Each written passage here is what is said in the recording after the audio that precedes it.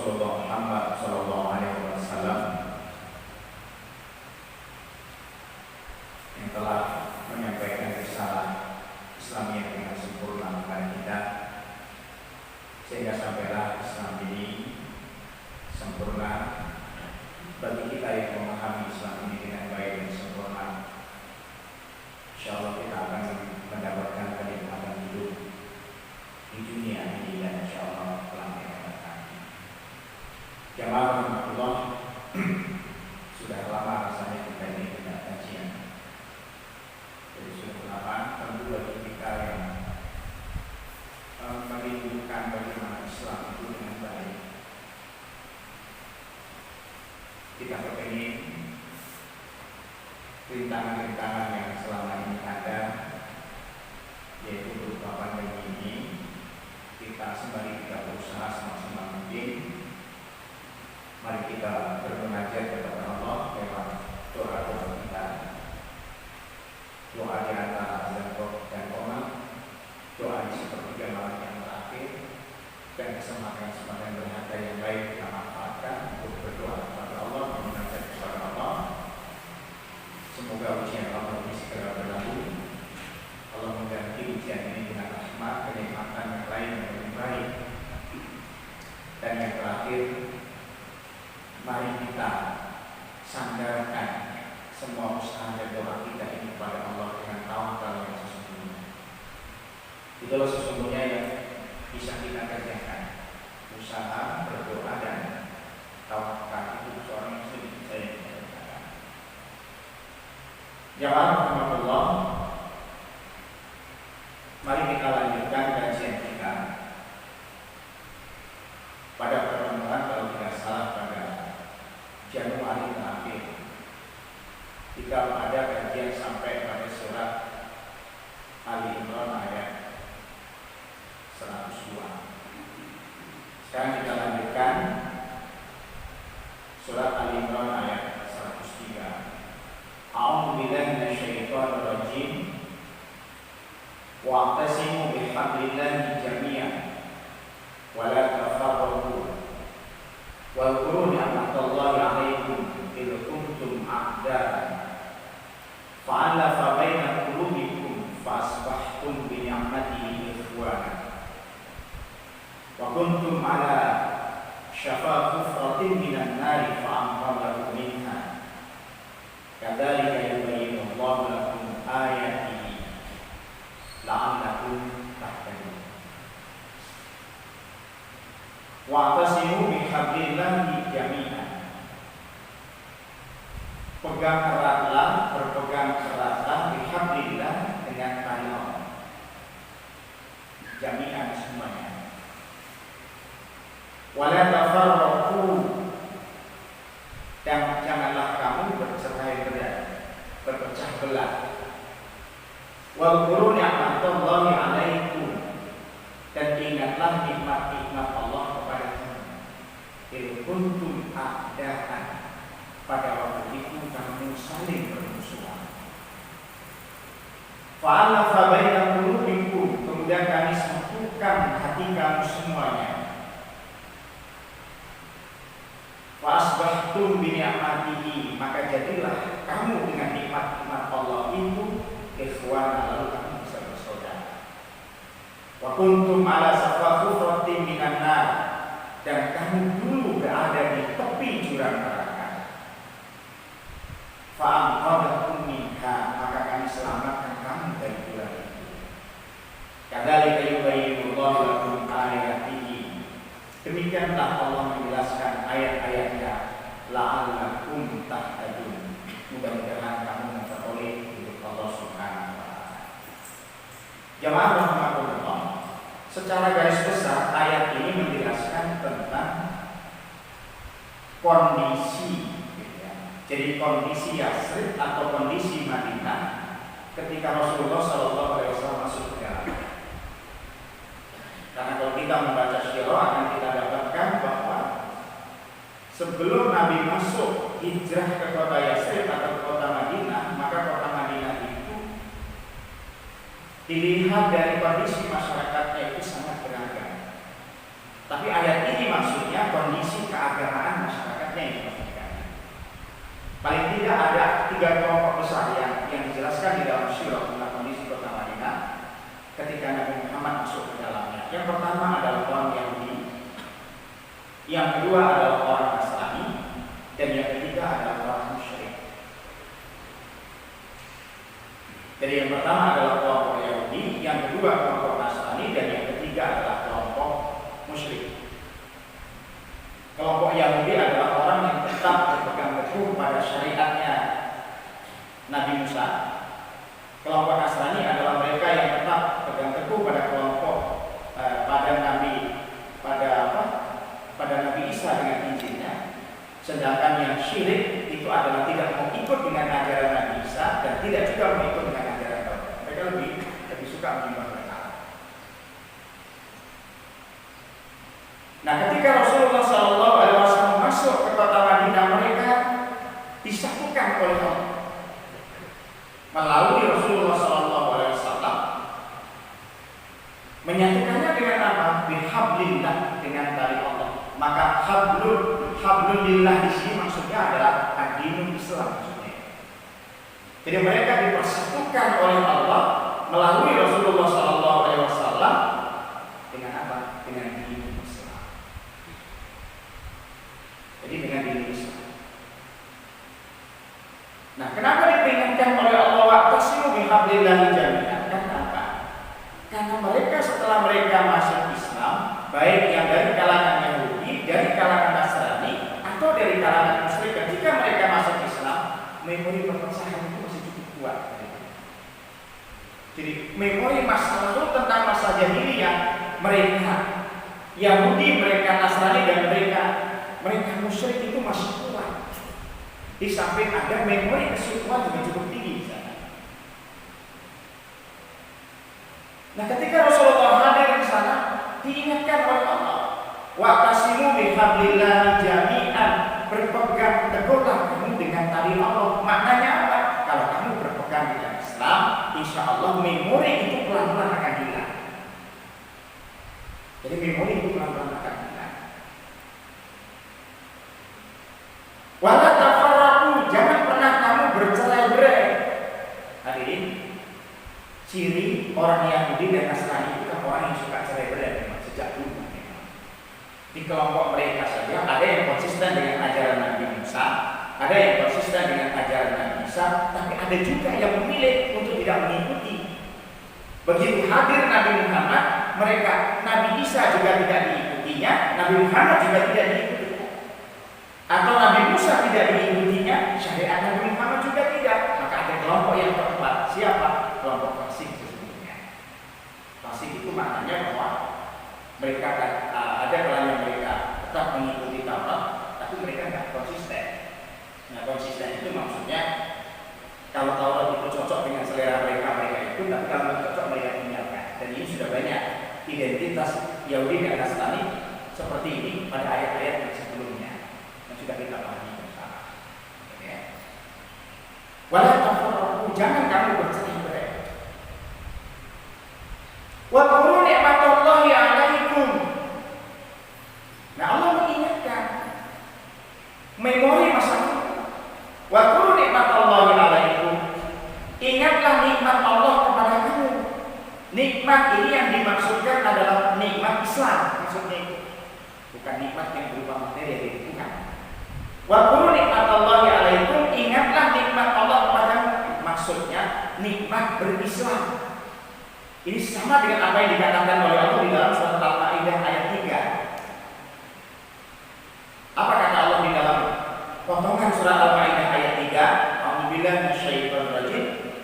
Al-yawma akmaltu lakum dinakum wa atmamtu 'alaikum ni'mati wa raditu lakum Islama dinan. Al-yawma akmaltu lakum dinakum, pada hari ini aku sempurnakan nikmatku kepadamu. Wa atmamtu 'alaikum nikmati, dan pula aku sempurnakan nikmatku kepadamu. Wa raditu lakum Islama dinan, dan pada hari ini aku ridho bahwa Islam itu sebagai agama buat kamu. Jadi apa? Islam itu sebenarnya nikmat.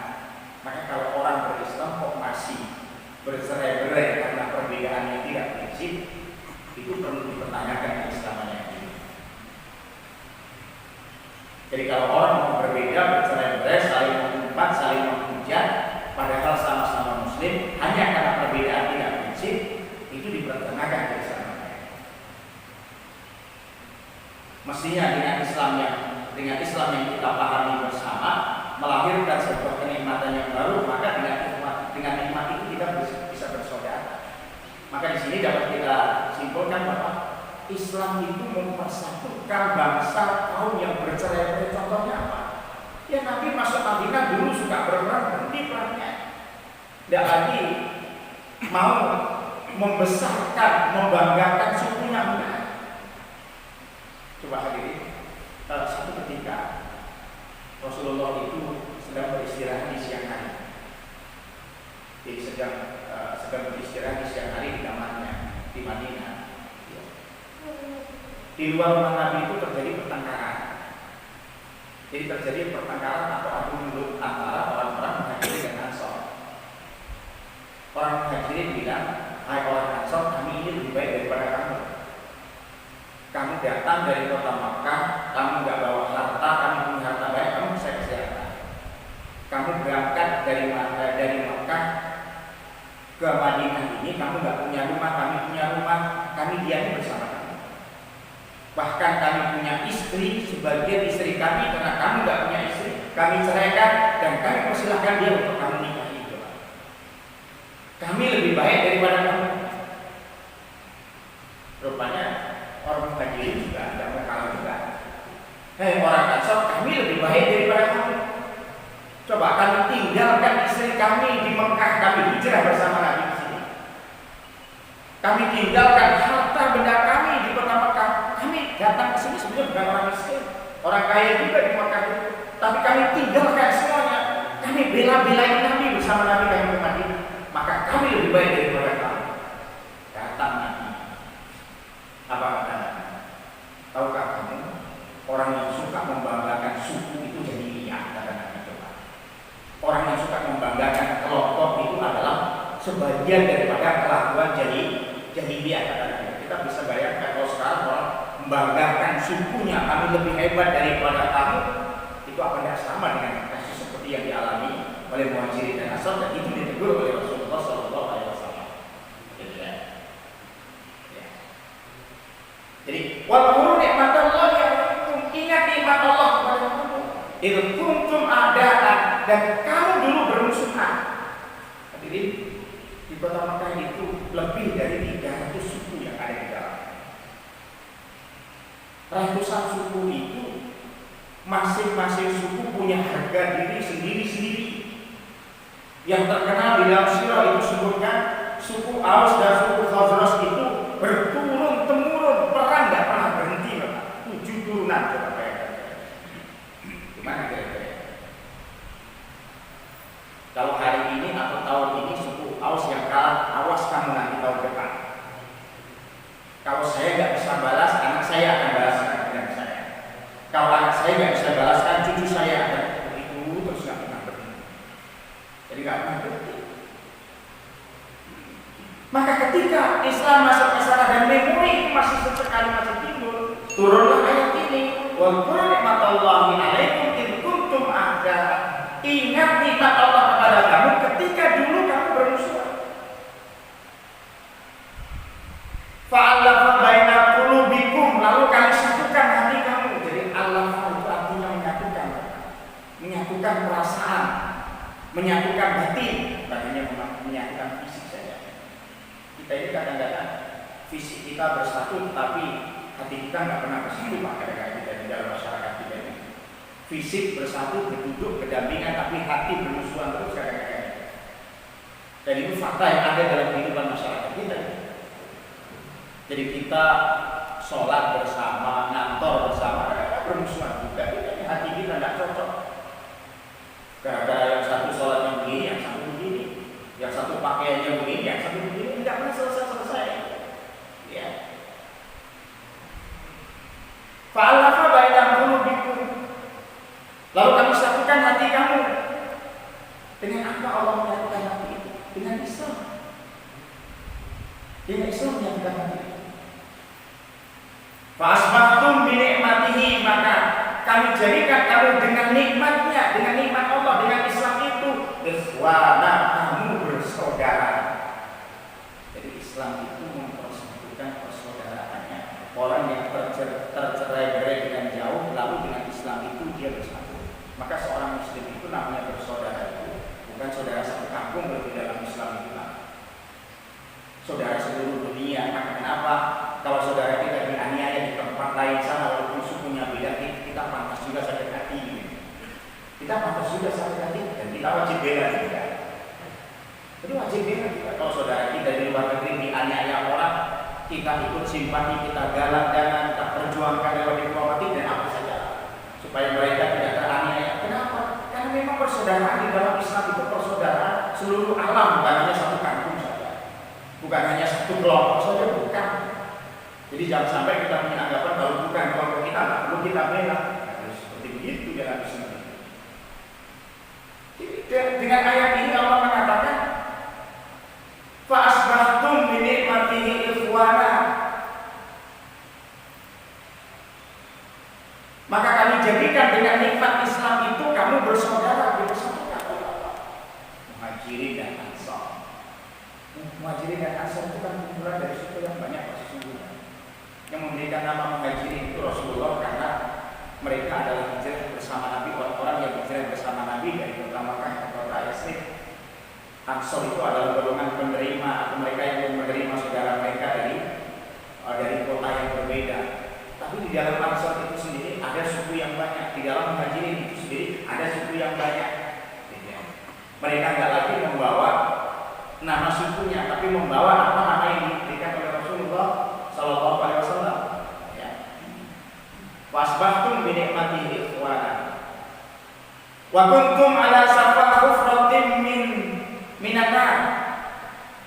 Dulu kamu safa hufratin minan nar, berada di jurang api neraka. Kenapa Allah sebut safa hufratin minan nar? Ini menyebut kelompok yang ketiga sesungguhnya.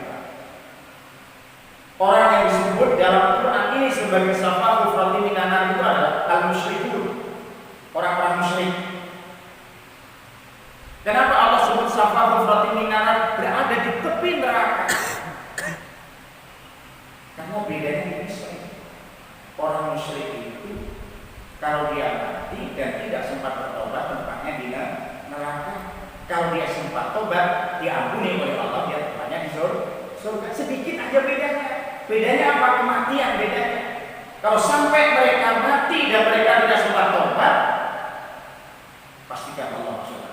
Lihat aja surat Al-Maidah ayat 48, surat Az-Zumar ayat 65 yang menyatakan bahwa dosa syirik itu dosa tidak diampuni oleh Allah dan dipastikan dia pasti masuk neraka. Apa maknanya? Orang musyrik itu orang yang berada di tepi jurang neraka, yang membedakan dia bisa masuk neraka atau masuk surga hanya kematian saja. Kalau mereka sempat mati dan mereka tidak bertobat kepada Allah Subhanahu wa taala, pasti dia masuk neraka. Tapi kalau dia sempat bertobat kepada Allah sebelum dia mati, diampuni oleh Allah dosanya, maka insya Allah dia akan masuk surga. Ya. Fa'anqadhakum minha, lalu kami selamatkan kamu. Jadi banyak. Rasulullah hadir ke kota Madinah, salah satu yang diselamatkan adalah kelompok penyembah berhala. Dengan mereka masuk Islam, dengan mereka mengikuti Nabi Muhammad SAW, mereka terbebas dari siksa api neraka, tidak terjebur pada jurang neraka. Itu maksudnya. Fa'anqadhakum minha, maka kami selamatkan kamu dari tepi itu. Ada yang mau diselamatkan, ada juga yang enggak. Jadi ada yang mau diselamatkan, ada juga yang tidak. Jadi dalam sebuah hadis Nabi mengatakan begini, tahukah kamu saya ini diutus oleh Allah seperti saya datang ke tempat gurun yang sangat gelap gulita,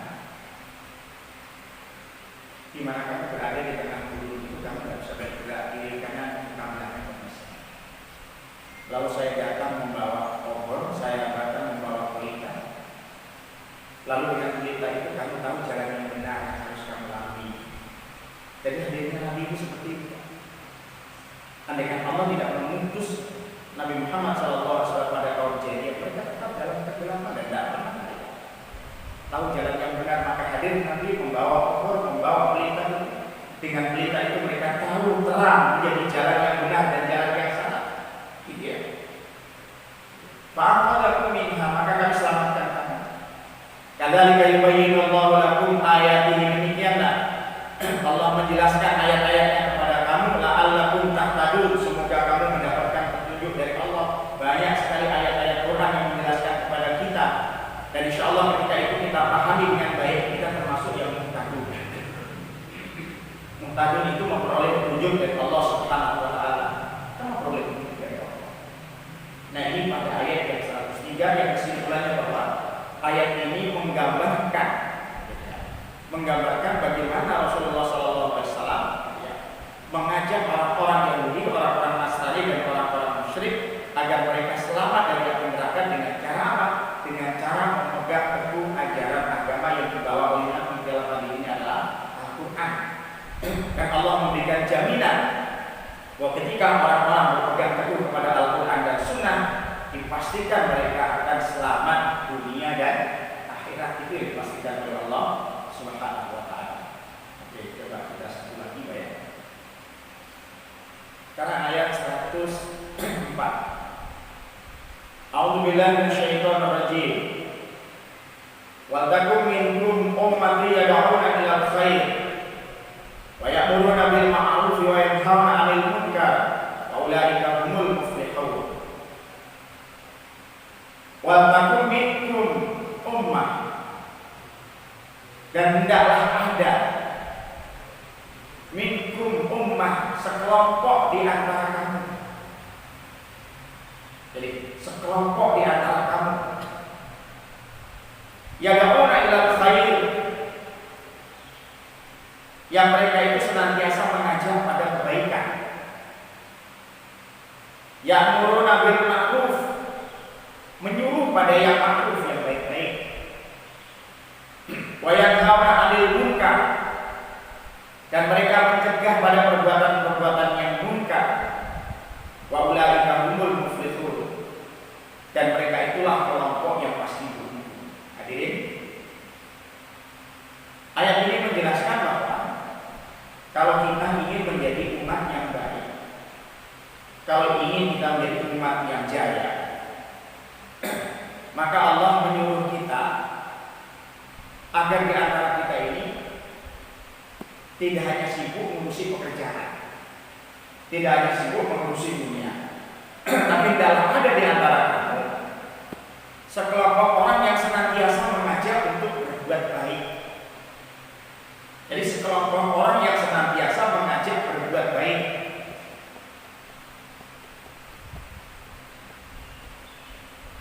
Jadi harus ada kelompok yang senantiasa mengajak berbuat baik. Tinggal dimanapun, hidup pada situasi apapun, kelompok ini senantiasa mengajak orang berbuat baik, apapun risiko yang dihadapi. Nah, itulah yang di dalam bahasa kita disebut dakwah. Karena kata yad'u itu akar kata dari kata dakwah. Da'a yad'u dakwatan. Da'a itu artinya mengajak orang untuk berbuat baik. Ya. Jadi harus ada orang yang punya komitmen, yang konsentrasi pada dakwah. Kenapa diperlukan seperti itu? Islam ini tidak bisa diterima orang dengan baik, dengan sempurna kalau tidak ada dakwah. Kalau semua orang sibuk dengan urusan kehidupan dunia, urusan dengan kehidupan pekerjaan, dan tidak pernah pedulikan dakwah, suatu saat Islam itu sayup-sayup didengarkan orang. Bahkan bukan hanya sayup, akan padam Islam ini. Maka ciri masyarakat yang baik, masyarakat muslim yang baik itu adalah masyarakat yang senantiasa mengedepankan dakwah. Jangan disepelekan masalah dakwah ini. Jadi dan sepelekan. Sama juga ayat taklim itu jangan disepelekan. Taklim itu persoalan yang penting. Dengan taklim itu kita menjadi mengerti Al-Quran. Dengan mengerti Al-Quran itu berarti mengerti petunjuk hidup. Dengan mengerti petunjuk hidup itu jalan kita akan benar. kehidupan dunia dan akhirat kita. Bagi orang yang nggak biasa taklim, sama aja itu artinya kegelapan dan terang itu sama saja. Jadi bagi mereka yang nggak biasa taklim, mereka nggak mengaji, nggak apa-apa. Jadi nggak tahu juga apa. Bagi orang yang nggak biasa taklim, bagi orang yang biasa taklim, memahami ayat-ayat Quran rindu akan itu. Mengingat waktu kita ini terbatas untuk memahami Al-Quran. Jadi waktu kita ini terbatas. Kenapa terbatas? Kita disibukkan dengan pekerjaan kita. Jadi kita disibukkan dengan pekerjaan kita. Nah, jadi walakum minkum ummati yad'una ilal khair. Dalam ada sekelompok di antara kamu yang senantiasa mengajak orang untuk berbuat baik. Wa ya'muruna bil ma'ruf, menyuruh yang baik-baik. Ini pengertiannya luas, Pak. Jadi mengajak orang berbuat baik itu pengertiannya luas. Apapun yang kita sampaikan, kalau tujuannya mengajak orang itu untuk berbuat baik, kebaikan dia di dunia, kebaikan dia di akhirat, itu namanya dakwah. Jadi namanya dakwah. Dan dakwah itu jenis namanya mau lewat taklim boleh, mau lewat pendidikan boleh, mau lewat sosial media juga boleh, ya. Jadi mau lewat sosial media juga boleh. Maka sesungguhnya dengan adanya sosial media itu menjadi variasi dakwah itu menjadi lebih banyak. Kalau cakupannya lebih luas, cakupannya lebih banyak, ya silakan memakai sosial media. Kalau cakupannya mungkin tidak terlalu luas seperti di masjid kita ini, yang lebih luas lagi ya mungkin bisa bisa lewat Facebook dan lain-lain apa kalau bisa itu namanya dakwah. Ya'muruna bil ma'ruf. Mereka selalu memerintahkan yang baik-baik. Jadi ciri orang Muslim itu adalah orang yang kapanpun dan dimanapun dia mengajak orang berbuat baik, memerintahkan orang mengerjakan kebaikan. Itu ciri orang Muslim. Maka kalau ada orang Muslim kemana-mana mengajak pada hal-hal yang buruk, pada kemaksiatan, itu dipertanyakan Muslim ini. Silahkan masing-masing kita. Kita punya kelompok, silahkan dibudayakan kelompok kita. Kita punya anggota, silahkan. Kita punya istri, silahkan berdayakan mereka bersama-sama menyampaikan. Karena tanggung jawab dakwah itu berada pada pundak semua orang Muslim. Tidak hanya ustaz, tidak hanya kiai saja, tidak. Bagi bapak-bapak tanggung jawab mendakwai anak dan istrinya, wajib itu. Yang tidak tahu Islam kita ajari dia supaya mereka berislam. Yang tidak tahu sholat, tidak ngerti bagaimana caranya sholat, kita ajari dia bagaimana cara mengerjakan sholat. Yang mereka belum tahu tentang akhlakul karimah, kita ajari mereka akhlakul karimah itu bagaimana. Itu dakwah. Dakwah dalam arti yang sangat luas. Jadi ya'muruna bil ma'ruf, mengajak pada hal-hal yang baik. Nah, ternyata dakwah itu bukan hanya mengajak pada perbuatan yang baik saja. Ada yang kedua, yanhauna 'anil munkar. Kamu hentikan perbuatan munkar. Kamu cegah orang agar tidak melakukan kemungkaran. Coba kalau kita hitung itu mengajak orang berbuat baik itu berat. Lebih berat lagi menghentikan kemungkaran. Jadi lebih berat lagi menghentikan kemungkaran. Faktanya dalam kehidupan masyarakat kita ini, kemungkaran itu kadang-kadang apa? Dimanage dengan baik, Pak.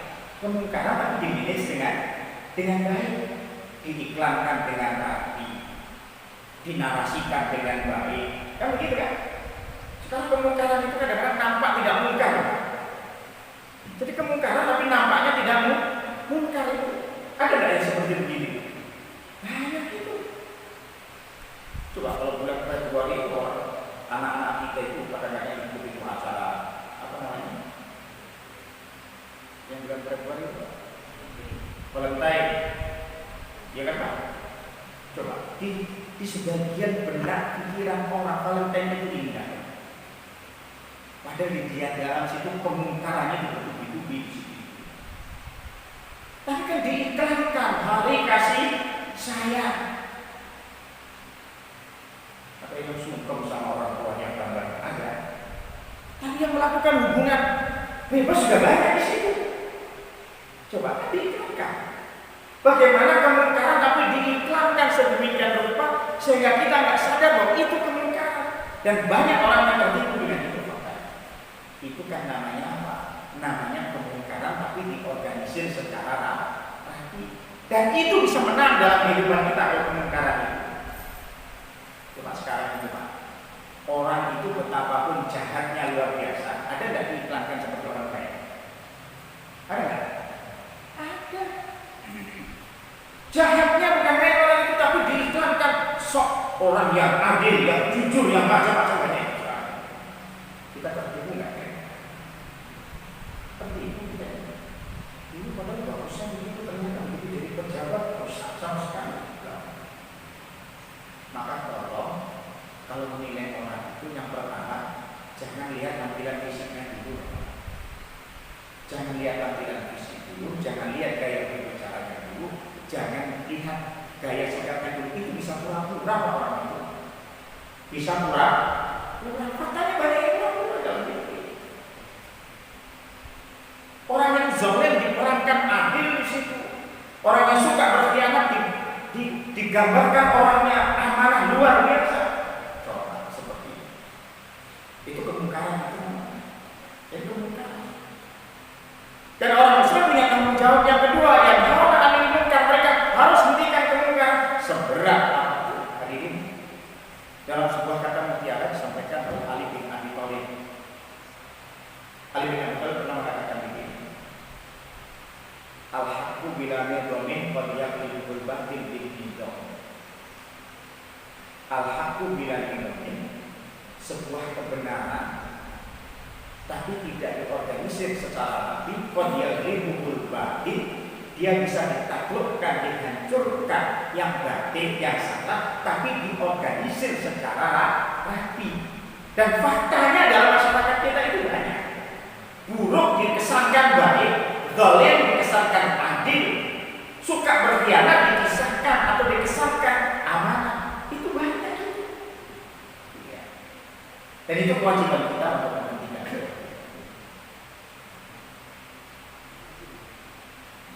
Agama dinisnahkan, tapi diundang juga kiainya supaya dipromosikan loh, kami tidak menistakan agama. Lihat kiai yang kami undang. Ada nggak begini? Dari mana kok dari kehidupan masyarakat kita? Supaya kesannya kami ini dekat dengan Islam, tapi dinistakan ajaran Islam, kiainya yang diambil juga. Seperti begitu kan faktanya ada dalam kehidupan masyarakat kita harus hati-hati. Wa yanhauna 'anil munkar. Maka di dalam dakwah itu ada dua komponen besar. Yad'una ila khair, itu ada dua komponen besar. Komponen yang pertama adalah ya'muruna bil ma'ruf, ya. Mereka itu senantiasa memerintahkan pada hal-hal yang baik, wa yanhauna 'anil munkar, dan mereka menghentikan kemungkaran. Dan dakwah itu hadirin, memang dakwah itu perlu diorganisir, Pak. Perlu diorganisir. Semua stakeholder, semua potensi yang ada itu harus kita rajut menjadi apa? Ikatan dakwah. Kalau ada pejabat yang bisa diajak dakwah, kita ajak. Kalau ada orang kaya yang bisa diajak dakwah, kita ajak. Kalau ada orang yang kuat bisa mendukung dakwah kita ajak. Jangan sendiri, Pak, nggak kuat kita. Jadi nggak kuat kita, nggak kuat kalau sendiri dia dakwah. Faktanya memang kezaliman, kemungkaran itu dahsyat luar biasa dengan diri kita. Kita nggak bisa diakui. Jadi kita nggak bisa diakui. Dan itu perlu tenaga besar untuk membereskan. Jadi perlu tenaga besar, perlu dana besar, perlu kemauan yang besar, perlu semuanya diperlukan untuk menyampaikan itu. Wa ulaika humul muflihun, dan kelompok mereka inilah yang disebut muflihun. Muflihun itu kelompok yang beruntung. Ini hiburan yang disampaikan oleh Allah, bahwa kalau engkau berada pada dakwah, engkau berada pada jalan dakwah, kamu pasti beruntung. Mungkin kamu akan sakit, mungkin kamu akan menderita di dunia, mungkin kamu akan disakiti orang di dunia, mungkin kamu akan dizalimi orang, bahkan mungkin kamu akan dibinasakan, dibunuh orang. Tapi pastikan itu semuanya tidak menghalangi kamu untuk dapat, karena kamu termasuk orang-orang yang muflihun. Allah pastikan bahwa kamu termasuk orang-orang yang muflihun. Ya contohnya siapa? Contohnya para nabi dan rasul. Nabi dan rasul itu mereka semua berada dalam dakwah, sahabat-sahabat mereka. Mereka sakit, mereka dizalimi, bahkan mereka dibunuh, mereka dihina, mereka dicaci maki, mereka apa-apain di situ. Tapi Allah saja sebut, tetap Allah sebut mereka kelompok orang-orang yang muflihun. Saya kira demikian